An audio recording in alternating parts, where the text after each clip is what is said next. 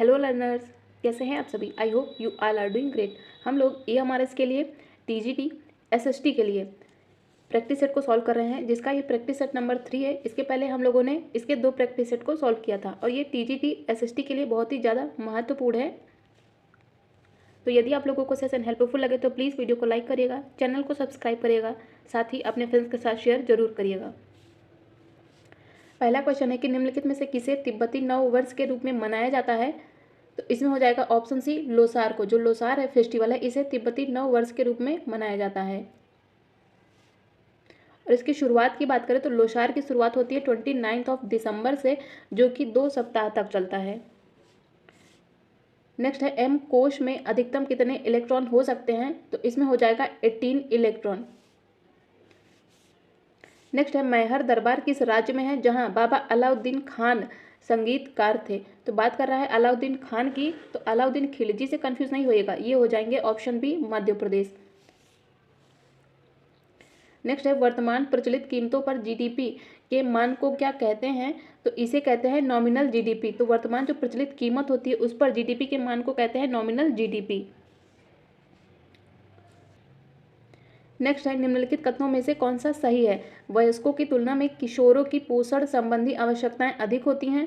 बिल्कुल करेक्ट है। दूसरा कहता है कि किशोरों को आमतौर पर 10 से 19 वर्ग के आयु के बीच में बांटा गया है। तो इसका दूसरा भी सही है, पहला भी सही है, इसलिए इसमें हो जाएगा option C, both are correct. Next है जीवाणु की कोशिका भित्ति, तो जो बाहरी परत होती है उसे क्या बोला जाता है। तो उसे कहते हैं ग्लाइकोकैलिक्स। नेक्स्ट है टेबल टेनिस में एक सर्व पर लगातार कितने लेट्स की अनुमति होती है। तो इसमें अनलिमिटेड अनुमति होती है। Option D is the right option. Next है निम्नलिखित में से कौन एक अग्रणी नृत्य शिक्षाविद और एक प्रमुख मोहिनी अट्टम प्रतिपादक के रूप में जाने जाते हैं। मोहिनी अट्टम से रिलेटेड है, कौन है। तो इसमें हो जाएंगे डॉक्टर कनक रेले। नेक्स्ट है निम्नलिखित में से किस युग के दौरान भारत में शुतुरमुर्ग पाए गए थे। तो शुतुरमुर्ग पाए गए थे भारत में पैलियोलिथिक एज के दौरान। तो इसका हो जाएगा ऑप्शन डी। शुतुरमुर्ग की बात करें तो इसका जो मूल निवास है वो क्या है, वो है अफ्रीका। तो शुतुरमुर्ग का मूल निवास क्या है, अफ्रीका है। भारत में भी पाए जाते हैं। भारत में कहाँ पाए जाते हैं, तो बेसिकली राजस्थान और मध्य प्रदेश में पाए जाते हैं। नेक्स्ट है मेंडलीव की आवर्त सारणी में स्थित एका एल्यूमिनियम का परमाणु भार पूछा है, जिसका स्थान बाद में लिया गया है गैलियम के द्वारा। तो इसमें हो जाएगा ऑप्शन ए, 68 था। अब हम लोग कंप्यूटर से जुड़े महत्वपूर्ण 10 क्वेश्चन को देखेंगे, जिसमें पहला क्वेश्चन है कि which of the following the files format is used in motion picture. मतलब कि मोशन पिक्चर में निम्न में से क्या, किस फाइल प्रारूप यानी कि फॉर्मेट का प्रयोग किया जाता है मोशन पिक्चर में पूछा है। तो इसमें हो जाएगा ऑप्शन डी, MPEG-4। नेक्स्ट है नेक्स्ट है HTTP in computer science stand for. तो बेसिकली पूछा है HTTP का फुल फॉर्म। तो इसमें हो जाएगा हाइपर टेक्स्ट ट्रांसफर प्रोटोकॉल। मतलब option B is the right answer. याद रखिएगा हाइपर टेक्स्ट ट्रांसफर प्रोटोकॉल। तो एक एक वर्ड इंपॉर्टेंट है, याद रखिएगा, कंफ्यूज नहीं होइएगा। नेक्स्ट हम बात करेंगे the complete form of IC in electronics is. तो IC का फुल फॉर्म क्या होगा, IC stand for integrated circuit. Next बात करेंगे माइक्रोसॉफ्ट वर्ड में, MS वर्ड में होम की का उपयोग करने से प्रोसेसर कर्सर को किसके प्रारंभ में पहुंचा देता है। तो बेसिकली पूछा है using the home key in Microsoft Word. MS Word में होम की के यूज करने पर processor moves the cursor to the beginning of the, कहाँ पे पहुंचा देता है, तो ये पहुंचा देता है लाइन पे। इसका हो जाएगा ऑप्शन डी। नेक्स्ट बात करेंगे कंप्यूटिंग सेवाएं जैसे डेटा स्टोरेज, सर्वर और इंटरनेट पर डेटाबेस के वितरण को किस रूप में जाना जाता है। तो ये सब क्या है, कंप्यूटिंग सेवाएं हैं। कौन कौन सी, डेटा स्टोर करना, सर्वर और इंटरनेट पर डेटाबेस के वितरण को क्या कहा जाता है। तो इसे जाना जाता है क्लाउड कंप्यूटिंग के नाम से। तो इसका हो जाएगा ऑप्शन डी। नेक्स्ट बात करेंगे नेटवर्क में संक्षिप्त संदेश जो एक स्टेशन से दूसरे स्टेशन को जाता है वो क्या कहलाता है। तो in networks a small message used to pass between one station to another is known as. क्या कहा जाता है नेटवर्क में संक्षिप्त संदेश को जो एक स्थान से दूसरे स्थान को भेजा जाता है, तो इसे बोलते हैं हम टोकन। नेक्स्ट बात करेंगे कंप्यूटर नेटवर्क प्रणाली के संक्षिप्त रूप लैन पूछा है। लैन में अक्षर L निम्न में से किसके लिए प्रयुक्त किया जाता है। बेसिकली का बेसिकली लैन का फुल फॉर्म जो है उसमें आपको एल बताना है। एल स्टैंड फॉर क्या, लोकल होगा, लोअर होगा, लीस्ट होगा या फिर लेवल होगा। एल स्टैंड फॉर लोकल, तो लैन का फुल फॉर्म क्या होगा, इसमें हो जाएगा लोकल एरिया नेटवर्क। क्या होगा, लोकल एरिया नेटवर्क। साथ ही पैन होता है, पैन का फुल फॉर्म क्या होता है, इसका फुल फॉर्म होता है पर्सनल एरिया नेटवर्क। और यदि हम बात करें वैन की, तो वैन का मतलब क्या होता है, ये होता है वाइड एरिया नेटवर्क। और इसके बाद आता है मैन। मैन क्या होता है, man stand for metropolitan area network. मतलब तो सबसे पर्सनल क्या होता है, पैन होता है। पैन जो है पर्सनल होता है, पर्सनल एरिया नेटवर्क होता है। यदि हम लैन की बात करें तो ये बेसिकली घर के लिए, ऑफिस के लिए, बिल्डिंग्स के लिए यूज किया जाता है। और वाइड, वाइड क्या होता है, वो बड़े लेवल पे यूज किया जाता है। नेक्स्ट बात करेंगे यूनिक्स ऑपरेटिंग सिस्टम को वर्ष 1970 के दशक में किसके द्वारा विकसित किया गया था। तो पहली बात तो याद रखिएगा कि यूनिक्स क्या है, पूछ सकता है कि यूनिक्स क्या है। तो ये एक ऑपरेटिंग सिस्टम है। कब डेवलप किया गया था, 1970 में। किसके द्वारा डेवलप किया गया था, तो ये किया गया था बेल लैब्स के द्वारा। साथ ही बाकी ऑपरेटिंग सिस्टम की बात करें तो विंडोज़ भी क्या है, विंडोज़ भी एक ऑपरेटिंग सिस्टम है। डॉस, डॉस भी क्या है, ये भी एक ऑपरेटिंग सिस्टम है। नेक्स्ट बात करेंगे syntax errors are determined by, मतलब कि सिंटैक्स एरर को किसके द्वारा निश्चित किया जाता है, तो इसे किया जाता है कंट्रोल यूनिट के द्वारा। मतलब option D is the right option. Next बात करेंगे दिए गए नियमों का परंपरा के दिए गए एक सेट के अनुसार एक प्रोग्रामर द्वारा लिखे हुए निर्देशों की श्रृंखला को क्या कहते हैं। तो यदि हम इसके इंग्लिश की बात करें तो अ सीरीज ऑफ इंस्ट्रक्शन, क्या है, instruction written by a programmer according to a given set of rules और कन्वेंशन इज कॉल्ड, तो इसे कहते हैं सिंटेक्स। इसका हो जाएगा ऑप्शन ए। अब हम लोग टीचिंग एप्टीट्यूड से जुड़े सभी महत्वपूर्ण प्रश्नों को डिस्कस करेंगे, जिसमें पहला क्वेश्चन है कि शिक्षा शास्त्र मतलब कि पेडागॉजी हमें सिखाने के लिए बता सकता है, क्या बता सकता है। इसमें हो जाएगा किस तरह सिखाने के लिए और कब सिखाने के लिए। तो इसमें होगा 2 और 3, 2 और 3 मतलब option D is the right option. Next बात कर रहा है डिफाइन प्लान, मतलब कि प्लान को परिभाषित करिए। बेसिकली पूछा है प्लान की डेफिनेशन। तो इसमें हो जाएगा providing a context for the activity, मतलब कि गतिविधि के लिए एक संदर्भ प्रदान करना। तो इसका हो जाएगा ऑप्शन डी। नेक्स्ट है एक व्यक्ति की क्रियाओं का एक समुच्चय है। क्या, क्या एक व्यक्ति की क्रियाओं का एक समुच्चय है, मतलब कि सेट है। तो इसमें हो जाएगा ये भूमिका, मतलब कि जो भूमिका होती है, रोल होता है एक व्यक्ति का, उसकी क्रियाओं का एक समुच्चय है।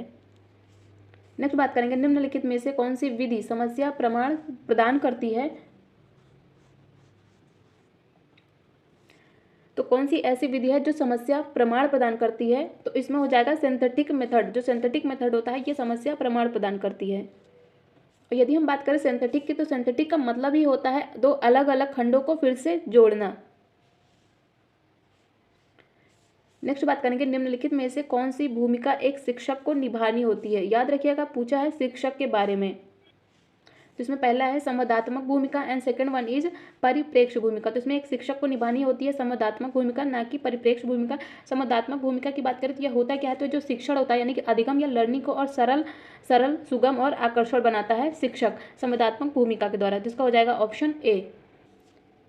नेक्स्ट बात करेंगे प्राथमिक शिक्षक के लिए निम्नलिखित में से किसका अध्ययन सबसे ज़्यादा उपयोगी होगा। तो इसमें साइकोलॉजी मतलब कि बाल मनोविज्ञान का अध्ययन। नेक्स्ट है पेडागॉजी में कंप्यूटर का उपयोग होता है, किस लिए किया जाता है कंप्यूटर का उपयोग। तो इसका किया जाता है तालीमार्थी को प्रेरित करने के लिए, फीडबैक को देने के लिए, तालीमार्थी के साथ प्रतिक्रिया करने के लिए। तो इसका हो जाएगा सभी, मतलब सभी के लिए प्रयोग किया जाता है पेडागॉजी में कंप्यूटर का। साथ ही कंप्यूटर जो है छात्रों यानी कि स्टूडेंट को अभ्यास के अवसर भी प्रदान करता है। नेक्स्ट है गुबा और लिंकन 1981 का सुझाव है कि मूल्यांकन 5 प्रकार की जानकारी उत्पन्न करता है। निम्नलिखित में से कौन सी जानकारी उस प्रकार की है। बात कर रहा है किसकी, गुबा और लिंकन के सुझाव की। तो इसमें पहली जानकारी है मूल्यों के बारे में जानकारी करना, करेक्ट है। योग्यता के मानक के बारे में जानकारी, दूसरा भी सही है। तीसरा कहता है प्रासंगिक मुद्दों के बारे में जानकारी। इसके तीनों सही हैं, इसलिए इसमें हो जाएगा ऑप्शन ए 1, 2 और 3। इसमें पूछा था सही बताना है। नेक्स्ट है कुछ स्टेटमेंट दिए गए हैं और नीचे उनसे रिलेटेड कुछ आंसर है। तो ऊपर दिए गए 4 प्रकारों के प्रश्नों के उत्तरों से कौन सा होगा। तो इसमें पहले हमें बताना है, तो इसमें स्टेटमेंट दिया गया कि मैंने क्रियाकलाप की योजना कितनी अच्छी बनाई है, मैंने योजना का अनुसरण कितना अच्छा किया है, और मैंने शक्तियाँ क्या थी और मेरी शक्तियाँ क्या थी, साथ ही मुझे सचमुच कितना कठिन क्या लगा। तो इसमें से कौन सा होगा? ये बात कर रहा है बच्चों और शिक्षकों दोनों के स्व आकलन की बात कर। स्व आकलन क्या होता है? सेल्फ असेसमेंट करना, और ये बच्चों और शिक्षकों दोनों के बारे में है, क्योंकि मैंने क्रियाकलाप की योजना कितनी अच्छी बनाई और मैंने योजना का अनुसरण कितने अच्छा किया। तो ये चारों ही बात कर रहे हैं स्टूडेंट एंड टीचर दोनों के बारे में और दोनों के सेल्फ असेसमेंट के बारे में, इसलिए इसमें हो जाएगा ऑप्शन डी। नेक्स्ट है व्यापक मूल्यांकन किसके निर्धारण को सूचित करता है? तो जो व्यापक मूल्यांकन होता है ये शैक्षिक और सह शैक्षिक क्षेत्र के निर्धारण को सूचित करता है। अब हम लोग सब्जेक्ट से जुड़े सभी महत्वपूर्ण प्रश्नों को देखेंगे, जिसमें सबसे पहले हम लोग हिस्ट्री के सभी इंपॉर्टेंट क्वेश्चन को डिस्कस करेंगे। जिसमें पहला क्वेश्चन कहता है कि भारतीय बुनकरों के संबंध में निम्नलिखित में से कौन सा कथन सही है? सही बताना हमें। बात कर रहा है भारतीय बुनकरों के बारे में। तो कंपनी को माल बेचने वाले बुनकरों को अन्य खरीदारों के साथ व्यापार करने पर पाबंदी लगा दी गई थी, बिल्कुल करेक्ट है। दूसरा कहता है कि एक बार काम का ऑर्डर मिलने पर बुनकरों को कच्चा माल खरीदने के लिए कर्जा भी दे दिया जाता था, मतलब कि बुनकरों को कच्चा माल खरीदने के लिए कर्जा वो लोग खुद देते थे। तो इसका दूसरा भी बिल्कुल सही है। तीसरा कहता है कि कर्जा मिलने के कारण महीन कपड़े की मांग बढ़ने लगी थी और अधिक कमाई के प्रयास में जो बुनकर थे ये पेशगी स्वीकार करने लगे थे। तो इसका तीसरा भी सही है। पहला, दूसरा, तीसरा सही है, तीनों सही है इसमें, इसलिए इसमें हो जाएगा ऑप्शन ए। नेक्स्ट बात करेंगे भारतीय कपड़ों के संदर्भ में विचार कीजिए। पहला कथन कहता है कि 1811 से 12 में सूती माल का हिस्सा कुल निर्यात में 35% था और यह 1850 से लेकर 51 में मात्र 3% रह गया था। तो इसका पहला कथन सही नहीं है, क्योंकि सूती माल का हिस्सा कुल कितना था? 35% नहीं था, ये था 33%। तो इसका पहला तो गलत हो जाएगा। दूसरा की बात करें तो हेनरी पतुलो के अनुसार भारतीय जो कपड़े थे इनकी मांग कभी कम नहीं हो सकती। क्यों? क्योंकि विश्व के किसी और देश में इतना अच्छा माल नहीं बनता। तो इसका कथन दूसरा सही है, पहला सही नहीं है, इसलिए इसमें हो जाएगा ओनली 2। नेक्स्ट है जब इंग्लैंड में कौन से उद्योग विकसित हुआ तो वहाँ के उद्योगपति दूसरे देशों से आने वाले आयात को लेकर परेशान दिखाई देने लगे। तो इसमें हो जाएगा कपास। तो जब इंग्लैंड में कपास उद्योग विकास होने लगा था तो जो वहाँ के उद्योगपति थे वो दूसरे देशों से जो आने वाला आयात था उसको लेकर वो लोग परेशान हो गए थे। नेक्स्ट बात करेंगे प्रथम विद्रोह फ्रांस में कब हुआ था? बात करता है फ्रांस की क्रांति से रिलेटेड ये क्वेश्चन है। तो ये हुआ था सबसे पहले जुलाई 1830 में।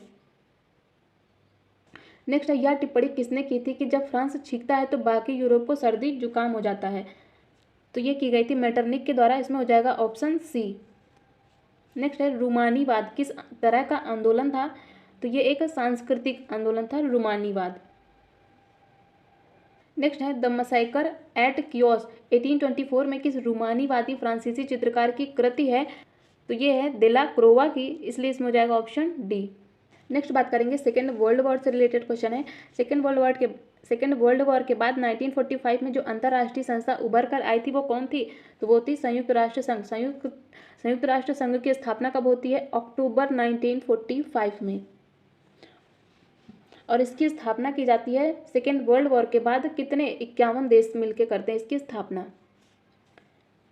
नेक्स्ट बात करेंगे निम्नलिखित में से कौन नैसर्गिक एवं अहरणीय अधिकार के रूप में जाने जाते हैं? तो जीवन का अधिकार, अभिव्यक्ति की स्वतंत्रता का अधिकार, कानूनी बराबरी का अधिकार, ये सभी नैसर्गिक हैं और अहरणीय अधिकार हैं, इसलिए इसमें हो जाएगा ऑप्शन डी।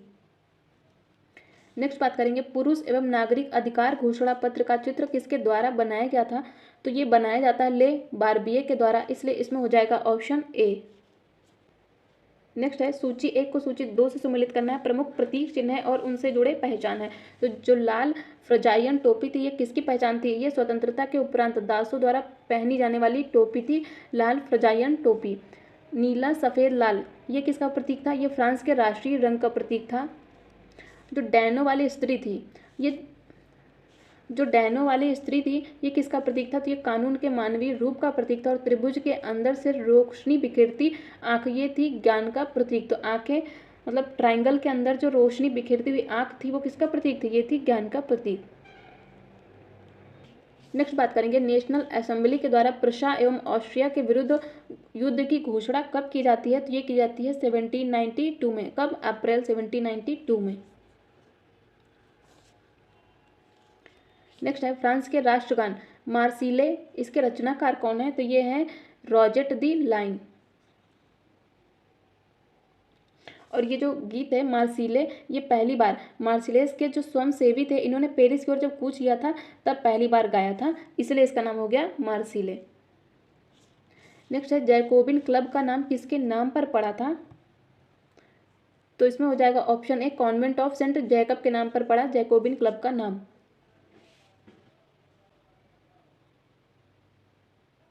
और जो जैकोबिन क्लब है ये राजनीतिक समूह के अड्डे के रूप में जाने लगा, तो याद रखिएगा जैकोबिन क्लब क्या है? राजनीतिक समूह का अड्डा। नेक्स्ट है जैकोबिन क्लब का मुख्य नेता कौन था? तो इसमें थे मैक्सिमिलियन रोबेस्पियर, तो इसका हो जाएगा ऑप्शन ए। नेक्स्ट है फ्रॉम सिपॉय टू सूबेदार नामक पुस्तक के लेखक कौन है? तो ये है सीताराम पांडे। और याद रखिएगा इसे मतलब कि फ्रॉम सिपॉय टू सूबेदार को 1861 में अवधी भाषा में इसका संकलन किया गया था। नेक्स्ट है सूची 1 को सूची 2 से सुमेलित करना है। प्रमुख लेखक और उनसे जुड़ी पुस्तक है, तो अशोक मेहता के द्वारा लिखी गई है द ग्रेट रिबेलियन। तो आरसी मजूमदार के द्वारा लिखी गई है sepoy mutiny and the revolt of 1857। SN. Sen के द्वारा क्या लिखी गई है? इन्होंने लिखी है 1857। टी.आर. होम्स के द्वारा क्या लिखी गई है? A history of Indian mutiny. अब हम लोग ज्योग्राफी से जुड़े सभी महत्वपूर्ण प्रश्नों को डिस्कस करेंगे, जिसमें पहला क्वेश्चन कहता है कि माल्थस के अनुसार किसी प्रदेश की जनसंख्या को 2 गुना होने में लगने वाला समय कितना है? तो 25 वर्ष लगता है किसी भी जनसंख्या को दुगुना होने में। नेक्स्ट है निम्नलिखित में से कौन सी जायद की फसलें हैं? कौन कौन सी फसलें के कितने प्रकार हैं? एक होती है जायद की फसल, दूसरी होती है खरीफ की, एंड थर्ड होती है रबी की फसल। रबी, खरीफ और जायद। तो इसमें जायद की फसल कौन होगी? इसमें होगी जो सब्जियां होती हैं वो जायद की फसलों में आती हैं। चावल ये आता है किसमें? ये आता है खरीफ की फसलों में। नेक्स्ट बात करेंगे ज्वालामुखी से निकलने वाली धूल और जो राख सामग्री है उसको किस रूप में जाना जाता है? तो इसे बोलते हैं पायरोक्लस्टस, इसका हो जाएगा ऑप्शन ए। साथ ही याद रखिएगा ज्वालामुखी के उद्गार से जो द्रव के रूप में पिघला हुआ भाग निकलता है उसे क्या बोलते हैं? उसे हम लावा के नाम से जानते हैं। नेक्स्ट है निम्नलिखित में से किस एक भूगर्भिक युग में वेगनर के महाद्वीपीय प्रवाह सिद्धांत में पैंजिया का विभंजन प्रारंभ हुआ था? तो ये हुआ था कार्बोनीफेरस युग में। साथ ही याद रखिएगा जो वेगनर थे इन्होंने अपना महाद्वीपीय प्रवाह का सिद्धांत दिया था, कब दिया था? 1912 में। नेक्स्ट है फर्न निम्नलिखित में से किससे संबंधित है? तो फर्न का संबंध है हिम नदी जमाव तथा पुनः क्रिस्टलीकरण से, इसका हो जाएगा ऑप्शन बी। फर्न की बात करें तो फर्न का अर्थ क्या होता है? फर्न बेसिकली एक जर्मन शब्द है, इसका अर्थ होता है पुराना कणिकामय हिम। क्या होता है? पुराना कणिकामय हिम। नेक्स्ट है वायुमंडल की किस परत में ध्रुवीय प्रकाश की घटना पाई जाती है? तो ये पाई जाती है आयन मंडल में। जो आयन मंडल है, आयन मंडल में क्या होता है? यहाँ पे ऊंचाई के साथ क्या होता है? टेम्परेचर इंक्रीज होता है, तो याद रखिएगा। और ये धरातल से 80 से लेकर 640 किलोमीटर की ऊंचाई तक पाई जाती हैं। और इसी मंडल में जो विस्मयकारी विद्युत एवं चुंबकीय घटनाएं भी घटित होती हैं आयन मंडल में ही। नेक्स्ट है निम्नलिखित में से कौन सी सतह सर्वाधिक एल्बिडो दर्शाती है? तो इसमें ताजा बर्फ गिरी, मतलब कि ताजा गिरी जो बर्फ होती है वो सबसे ज़्यादा एल्बिडो दर्शाती है, तो इसका हो जाएगा ऑप्शन सी। याद रखिएगा एक और चीज़ कि इसमें जो स्थलीय सतह होती है, जो भी स्थलीय सतह होगी उसकी तुलना में जो सागरीय सतह होगी उसका एल्बिडो अधिक होता है। नेक्स्ट है निरपेक्ष आर्द्रता को प्रदर्शित करने की इकाई क्या है? तो ये है ग्राम प्रति घन मीटर। नेक्स्ट है समुद्री जल से कौन सा लवण प्रचुर मात्रा में मौजूद होता है? तो वहाँ मिलता है सबसे ज़्यादा सोडियम क्लोराइड। नेक्स्ट है निम्नलिखित में से किसने सर्वप्रथम इकोलॉजी शब्द का प्रयोग किया था? ये किया गया था अर्नेस्ट हैकल के द्वारा, इसलिए इसमें हो जाएगा ऑप्शन बी। और इनके द्वारा सबसे पहले प्रयोग किया गया था कब? 1869 में इकोलॉजी शब्द का प्रयोग। नेक्स्ट है अरावली पर्वतमाला किन नदियों के बीच महान जल विभाजक का कार्य करती है? तो ये जो सिंध और गंगा नदी है इन दोनों के बीच महान जल विभाजक का कार्य करती है अरावली पर्वत श्रेणी। नेक्स्ट है शोलाज वन कहाँ पाए जाते हैं? शोलाज में कौन कौन से आएंगे? मुथु, केट्टन, सोला, ये सब नाम कहाँ मिलते हैं? ये सब मिलते हैं हमें साउथ में, लेकिन साउथ में भी कहाँ? तो ये पाए जाते हैं दक्षिणी प्रायद्वीपीय पहाड़ियों में। नेक्स्ट है राष्ट्रीय आपदा प्रबंधन प्राधिकरण का गठन कब किया गया था? तो ये किया गया था 2005 में। नेक्स्ट है राष्ट्रीय जल मार्ग नेशनल वाटरवे 1 किसको किसको जोड़ता है? तो ये जोड़ता है इलाहाबाद को हल्दिया से, तो इसका हो जाएगा ऑप्शन ए। और यदि हम बात करें सदिया से धुबरी तो ये हो जाएगा नेशनल वाटरवे 2, और कोल्लम से कोट्टापुरम तो ये हो जाएगा नेशनल वाटरवे 3। साथ ही काकीनाडा से पुडुचेरी तो ये हो जाएगा नेशनल वाटरवे 4। नेक्स्ट है सूची 1 को सूची 2 से सम्मिलित करना है। प्रमुख उद्योग और उनसे जुड़े स्थान है। तो शैल रसायन यानी कि पेट्रोकेमिकल्स ये किससे है, तो ये इसका संबंध है वडोदरा से। एल्यूमिनियम की बात करें तो इसका संबंध है कोरापुट से। इलेक्ट्रॉनिक्स की बात करें तो इसका संबंध है हैदराबाद से, तथा भारी इंजीनियरिंग उद्योग का संबंध है रांची से। नेक्स्ट है क्लाइमोग्राफ में इनमें से कौन ठंडी और शुष्क जलवायु के लिए संदर्भित करता है, तो इसमें हो जाएगा जो कीन, कीन मतलब KEEN, तो इसका हो जाएगा ऑप्शन डी। तो क्लाइमोग्राफ में ठंडी और शुष्क जलवायु के लिए प्रयोग किया जाता है कीन शब्द। रॉक की बात करें तो ये ठंडी और आर्द्र जलवायु के लिए इसका प्रयोग किया जाता है ठंडी और आर्द्र जलवायु के लिए। स्कोर्चिंग की बात करें तो इसका प्रयोग किया जाता है उष्ण और शुष्क जलवायु के लिए। और मग्गी की बात करें तो इसका प्रयोग किया जाता है उष्ण तथा आर्द्र जलवायु के लिए। नेक्स्ट है निम्नलिखित में से कौन एक सही सुमेलित नहीं है। प्रमुख महासागरीय निक्षेप है और उनका स्रोत है। तो इसमें ऊज का स्रोत क्या है, जैविक है, करेक्ट है। लाल मिट्टी का स्रोत अजैविक है, तथा टेक्टाइट्स का स्रोत है ब्रह्मांडी, तथा लेकिन कीचड़ का स्रोत ज्वालामुखी नहीं है, इसलिए इसमें हो जाएगा ऑप्शन डी ही सुमेलित नहीं है।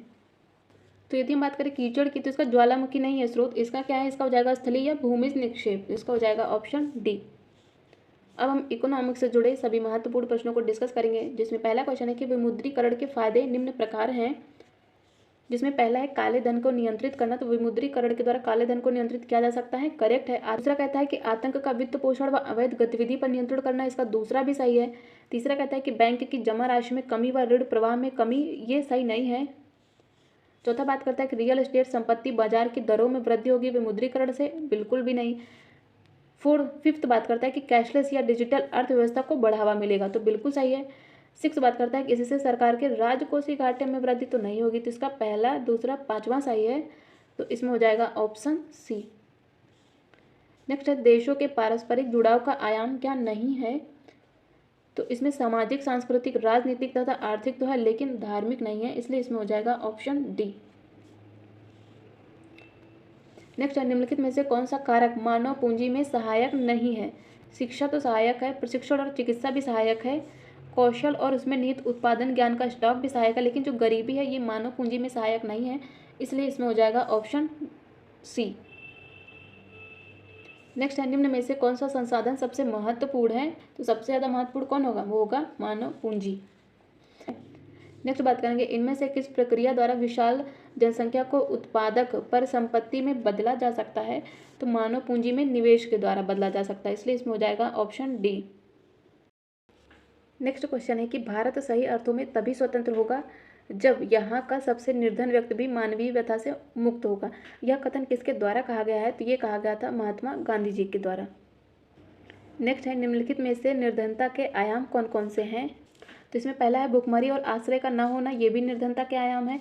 बीमार आदमी का इलाज न करवा पाना, स्वच्छ जल और सफाई सुविधाओं का अभाव होना, साथ ही नियमित रोजगार की कमी होना, ये चारों ही निर्धनता के आयाम हैं, इसलिए इसमें हो जाएगा ऑप्शन डी। नेक्स्ट बात करता है खाद्य सुरक्षा का अर्थ क्या है, तो सभी लोगों के लिए सदैव भोजन की उपलब्धता, पहुंच और प्राप्त करने का सामर्थ्य ही खाद्य सुरक्षा है। नेक्स्ट है खाद्य सुरक्षा किस पर निर्भर करती है, तो ये निर्भर करती है सार्वजनिक वितरण प्रणाली पर, शासकीय सतर्कता पर, खाद्य सुरक्षा के लिए सरकार द्वारा की गई कार्यवाही पर, तो इसमें हो जाएगा all of the above. Next है भारत में 500 और 1000 रुपये की करेंसी नोटों को कब अमान्य घोषित किया गया था, तो ये किया गया था नवंबर 2016 में। तो कब किया गया था, 9 या 8 नवंबर, तो इसमें हो जाएगा ऑप्शन डी 8 नवंबर को किया गया था। नेक्स्ट है निम्नलिखित कथनों पर विचार करें और उपर्युक्त में नकदी रहित लेन देन की विधि कौन सी है बताना है, तो USSD, दुकानों पर POS, UPI, gift card, online transfer, NEFT या RTGS, आधार सक्षम भुगतान प्रणाली और चेक, ये सभी ही ऑनलाइन ट्रांजेक्शन मतलब कि नकदी रहित लेन देन विधि है, तो इसमें हो जाएगा all of the above. Next है निम्नलिखित कथनों पर विचार करिए। इसमें पहला कहता है कि जब प्राकृतिक संसाधनों का उपयोग करके किसी वस्तु का उत्पादन किया जाता है तो इसे प्राथमिक क्षेत्र की गतिविधि कहते हैं, बिल्कुल सही है। दूसरा कहता है कि द्वितीय क्षेत्र की गतिविधि के अंतर्गत प्राकृतिक उत्पाद जो होते हैं उनको विनिर्माण प्रणाली के जरिए अन्य रूपों में परिवर्तित किया जाता है। इसका दूसरा भी सही है, तो इसलिए इसमें हो जाएगा option C, both are correct. Next है, निम्नलिखित कथनों पर विचार कीजिए और इनमें से बताना है कौन सा कथन सही है। तृतीय क्षेत्र की आर्थिक गतिविधियां स्वतः वस्तुओं का उत्पादन नहीं करती बल्कि उत्पादन प्रक्रिया में सहयोग करती हैं। तो इसका पहला तो बिल्कुल करेक्ट है। दूसरा कहता है कि तृतीय क्षेत्र मतलब कि टर्सरी सेक्टर को सेवा क्षेत्र भी कहते हैं, बिल्कुल सही है, इसलिए इसमें हो जाएगा option B, both are correct. Next है, निम्नलिखित में से जीडीपी सकल घरेलू उत्पाद की डेफिनेशन बतानी है। सकल घरेलू उत्पाद क्या होता है? ये किसी एक विशेष वर्ष में देश के भीतर उत्पादित सभी अंतिम वस्तुओं और सेवाओं का मूल्य ही जीडीपी होता है। तो याद रखिएगा, किसी एक पर्टिकुलर वर्ष मतलब कि बेसिकली अगर माने 2023 के में देश के अंदर मतलब कि जो इंडिया है, इंडिया के अंदर जितने भी उत्पादित अंतिम सेवाओं और वस्तुओं का मूल्य है वही होगा जीडीपी। अब हम लोग पॉलिटिकल साइंस से जुड़े सभी महत्वपूर्ण प्रश्नों को डिस्कस करेंगे, जिसमें पहला क्वेश्चन कहता है कि भारतीय संघीय व्यवस्था के बारे में निम्नलिखित कथनों पर विचार कीजिए। जिसमें पहला कथन है कि संविधान में मूल रूप से त्रिस्तरीय संघीय व्यवस्था का उपबंध किया गया है, बिल्कुल सही है। दूसरा कहता है कि किसी भी संघीय व्यवस्था की तरह यहाँ भी तीनों स्तर की शासन व्यवस्थाओं के अपने अलग अलग अधिकार क्षेत्र तो नहीं है, इसलिए इसका दूसरा सही नहीं है, पहला सही है, इसलिए इसमें हो जाएगा only one, option A is the right option. Next बात करेंगे, केंद्र व राज्य सरकारों के बीच सत्ता का यह बंटवारा हमारे संविधान की बुनियादी बात है, इसमें बदलाव किस प्रकार किया जा सकता है? तो इसमें बदलाव किया जा सकता है संसद के दोनों सदनों में 2/3 बहुमत से मंजूर होना तथा कम से कम आधे राज्यों की विधानसभाओं से भी पास होना, इसलिए इसमें हो जाएगा ऑप्शन सी। नेक्स्ट है, केंद्र सरकार व राज्यों के बीच आर्थिक संबंधों की विवेचना की गई है, कौन से आर्टिकल में है? तो इसकी व्यवस्था है आर्टिकल 268 से लेके 281 के बीच में, इसलिए option B is the right option. और ये किस भाग में है? तो ये है भाग 12 में। नेक्स्ट है, सूची 1 को सूची 2 से सम्मिलित करना है। प्रमुख विषय दिए गए हैं, कौन सी सूची से संबंधित है? तो केंद्र सूची में कौन सा विषय आता है? केंद्र सूची में आती है जनगणना। राज्य सूची के अंतर्गत क्या आता है? इसके अंतर्गत आता है पुलिस व सार्वजनिक व्यवस्था। समवर्ती सूची में आएगा क्या? समवर्ती सूची में आएगा जनसंख्या नियंत्रण व परिवार नियोजन। और अवशिष्ट विषय कौन से हैं? जैसे कि अंतरिक्ष अनुसंधान। नेक्स्ट बात करता है, सत्ता की साझेदारी लोकतांत्रिक व्यवस्थाओं के लिए ठीक है, इसके संदर्भ में निम्नलिखित कथनों पर विचार कीजिए।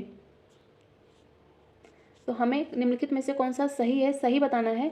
जिसमें पहला कहता है कि इससे विभिन्न सामाजिक समूहों के बीच टकराव का अंदेशा कम हो जाता है, बिल्कुल सही है। सत्ता की साझेदारी से वैध सरकार कहीं है, वैध सरकार वही होती है जिसमें अपनी भागीदारी के माध्यम से सभी समूह शासन व्यवस्था से जुड़े होते हैं, दूसरा भी सही है।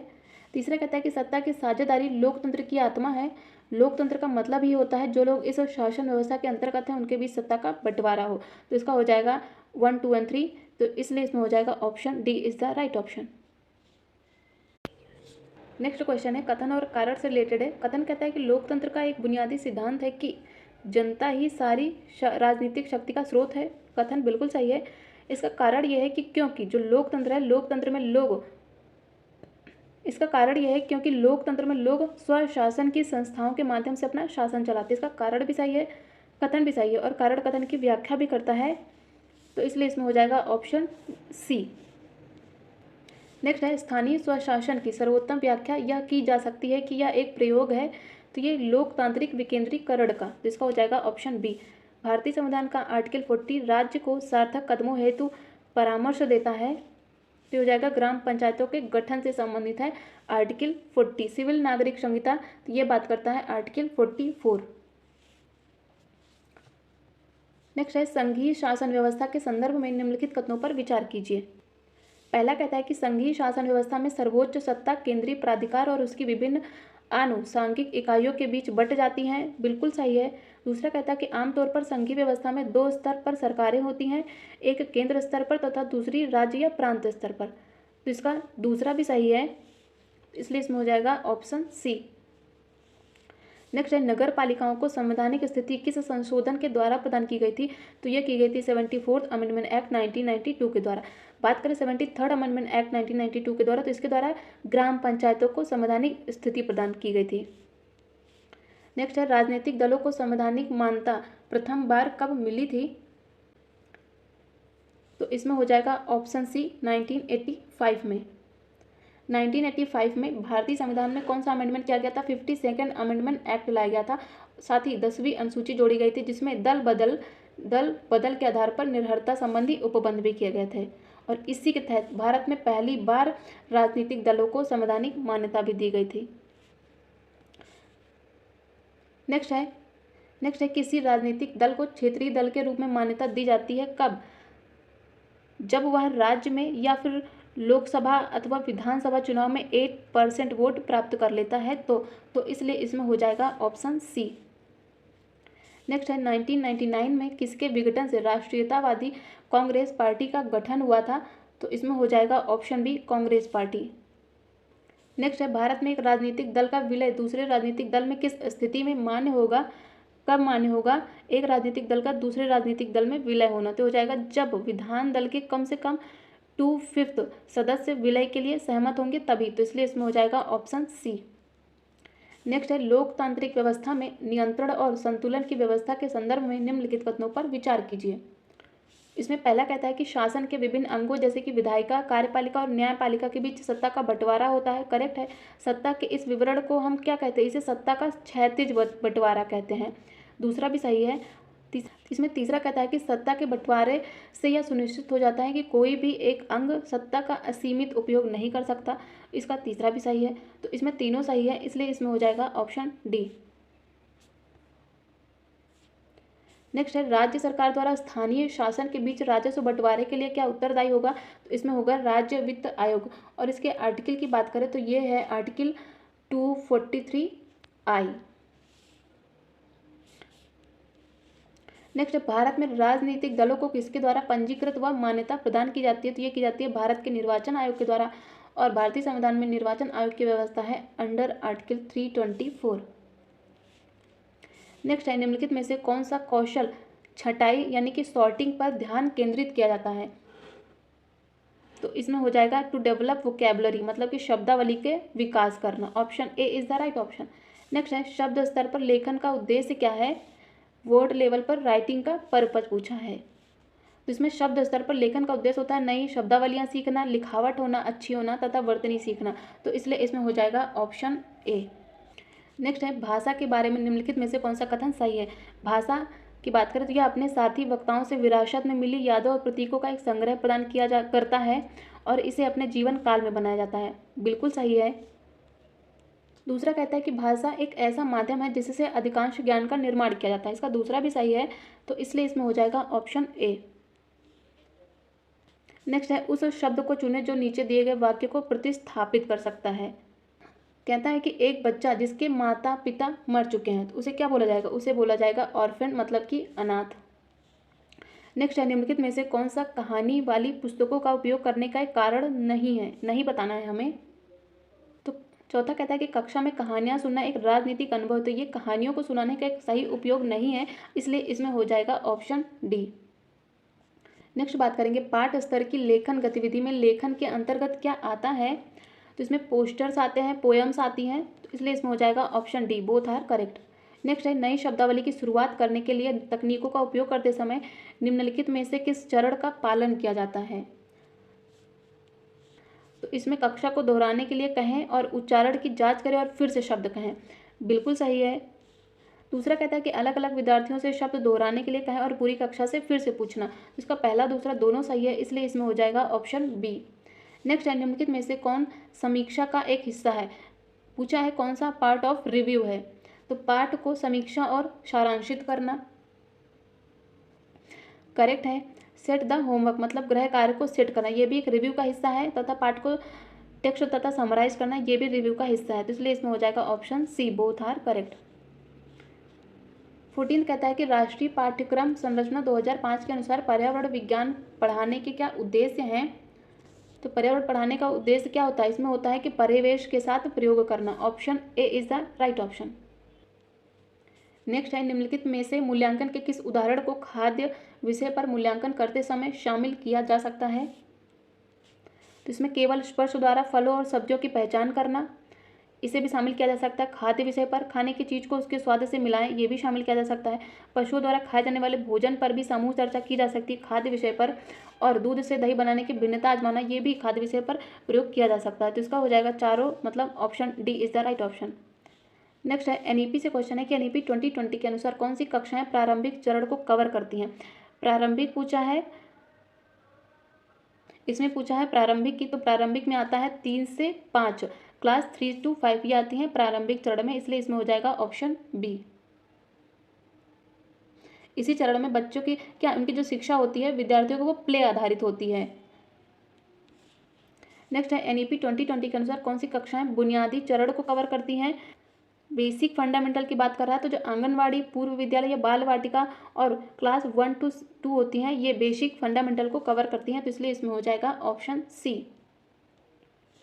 नेक्स्ट है एनईपी 2020 को नई शैक्षणिक और पाठ्यचर्या संरचना द्वारा प्रतिस्थापित किया गया है। नई पाठ्यचर्या संरचना का प्रारूप क्या है, तो हो जाएगा 5+3+4, मतलब option B is the right option.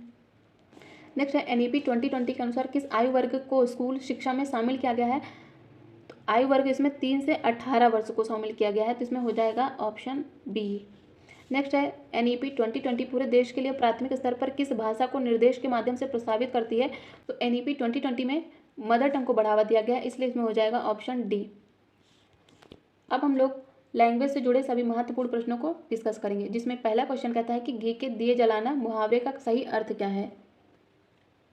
तो घी के दिए जलाना मतलब क्या, घी के दिए हम कब जलाएंगे, जब खूब खुश होंगे तभी तो होगा इसका, इसलिए इसमें हो जाएगा ऑप्शन बी।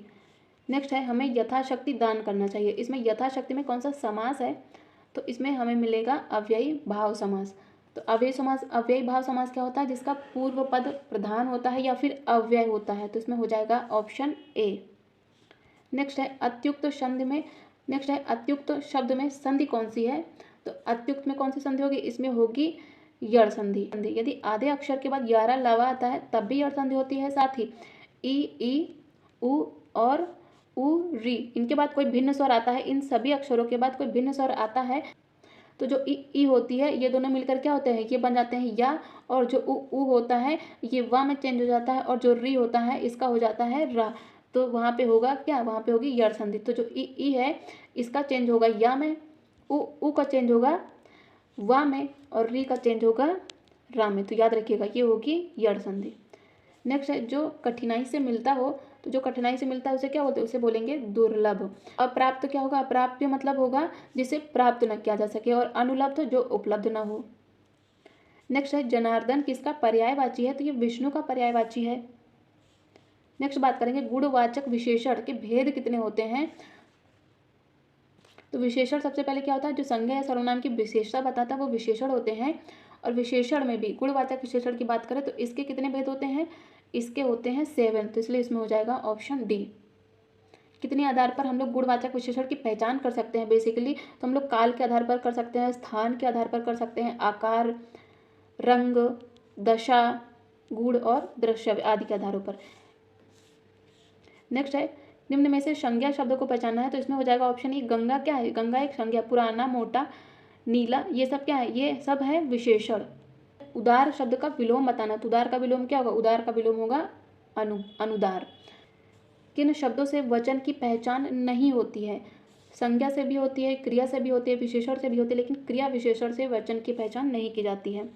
नेक्स्ट बात करेंगे अशुद्ध वाक्य का चयन करना है, कौन सा अशुद्ध है। कामायनी उच्च कोटि का काव्य है, करेक्ट है। आपका भविष्य उज्जवल हो, दूसरा भी सही है। इस पुस्तक का नया संस्करण प्रकाशित हो गया, इसका चौथा भी सही है, लेकिन दूसरा कहता है माता पिता पूजनीय, पूजनीय नहीं होता है, इसका होता है पूजनीय, तो इसकी वर्तनी अशुद्धि है, तो इसलिए इसमें हो जाएगा ऑप्शन बी। अब हम लोग इंग्लिश से जुड़े 10 महत्वपूर्ण प्रश्नों को डिस्कस करेंगे, जिसमें पहला क्वेश्चन है ईडियम से रिलेटेड है, keep your shirt on. Keep your shirt on का ईडियम क्या होगा, हो जाएगा option A to remain cool. Next idiom है lead someone by the knows.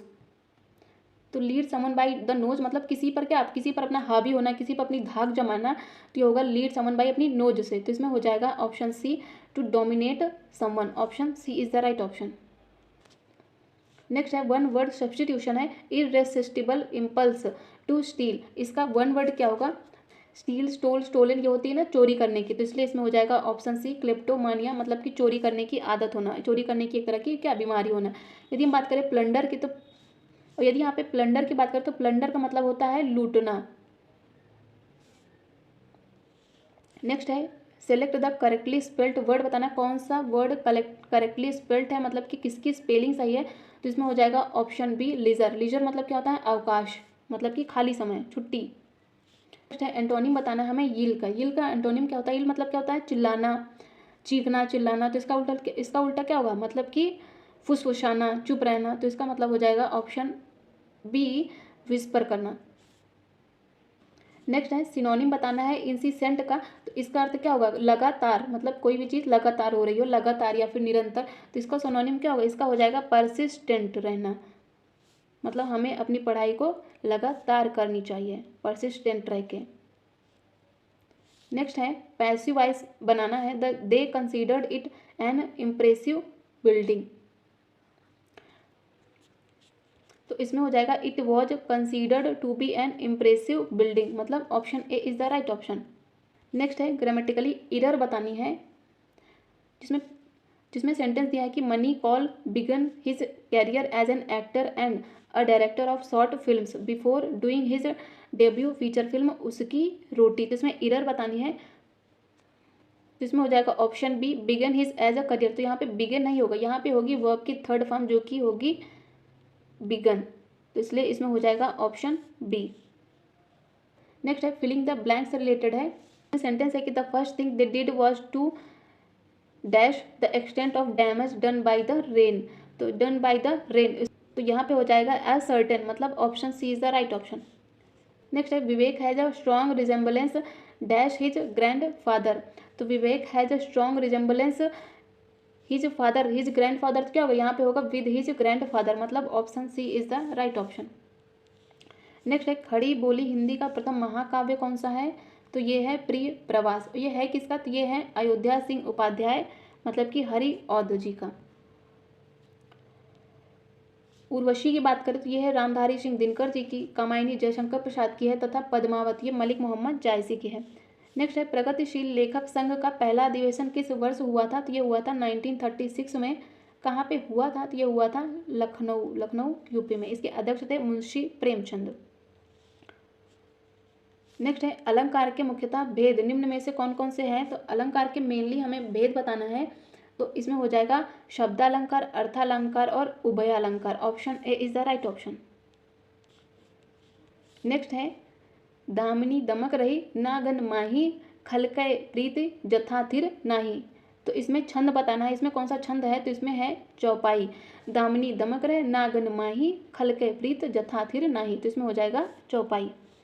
Next है भरत के रस सूत्र में निम्नलिखित में से किसका उल्लेख नहीं किया गया है।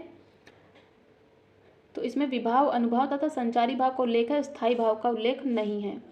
नेक्स्ट है पवन का संधि विच्छेद बताना है, तो इसमें हो जाएगा पो धन अन, तो ये हो जाएगा पवन। और ये संधि कौन सी होगी, तो ये होगी अयादि संधि। नेक्स्ट है आप बीती में समास कौन सा है। तो आप बीती में है तत्पुरुष समास।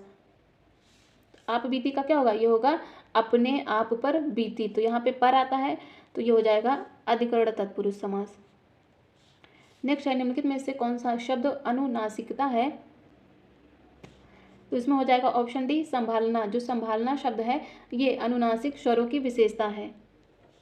नेक्स्ट है इनमें से कौन सा पुल्लिंग शब्द स्त्रीलिंग शब्द में प्रत्यय लगाने से बना है।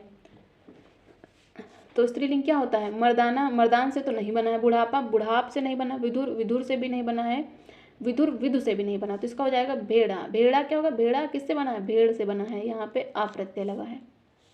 नेक्स्ट है इनमें से कौन सा शब्द स्त्रीलिंग की पहचान नहीं करवाता है। तो इसमें क्या स्त्री भाषाएं बोली जाती हैं, बोलियां भी बोली जाती हैं, नदियाँ बहती हैं, लेकिन देश देश भारत देश अच्छा है, तो यहाँ पे क्या होगा, ये है पुल्लिंग। तो हम लोगों ने टीजीटी एसएसटी के प्रैक्टिस सेट नंबर 3 को भी आज सॉल्व किया है। तो ये क्वेश्चन बहुत ही ज़्यादा महत्वपूर्ण है, तो इन्हें स्किप नहीं करिएगा।